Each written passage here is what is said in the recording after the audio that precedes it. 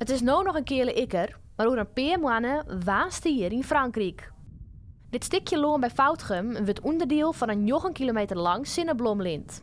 Het is een initiatief van Agrarisch Collectief Waterwonen en de werkgroep Twirre. Het doel is eigenlijk om meer bioverskaat, meer biodiversiteit in het land te krijgen en een beetje aantrekkelijker te maken in het aanzicht van de maïshek. Maar eigenlijk als meer bioverskaat hast, dat meer blomkes, meer insecten, meer van alles hast, dus het een grotere diversiteit hast. De twee natuurhistoriërs vregen boeren in Noordoost-Friesland of zij daarbij helpen wonen. Boer Wolter Sipma van Foutgem viel er daar wel wat voor. Vorige week gingen bij hem de eerste sinneblomsitsjes de groen in. We zijn dan over dat. En dan komen we 2 percelen aan en dan hebben we de verkozen dus om allebei de percelen en dan van de helft te doen, 3 meter breed.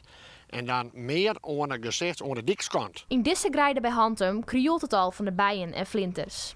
Het gaat om eenzelfde soort initiatief van Agrarisch Collectief Waterwonen. En het blijft net bij deze velden. Het collectief wil nog volop experimenteren. We zijn al met sinneblom begonnen omdat dat relatief makkelijk is. Maar misschien blijkt wel dat het volle beter orenblombroeken kiest om meer insecten te loeken en zo het leven hier weer te stimuleren. Dus daar moeten we al een ziekje door onderzoek naar en zo proberen we het beste mengsel uiteindelijk erin te krijgen. 9 kilometer aan sinneblom is net om een nacht. In totaal is er haast zo'n €1000 nodig. Waterwonen en Twirre hebben daarom een crowdfunding opzet.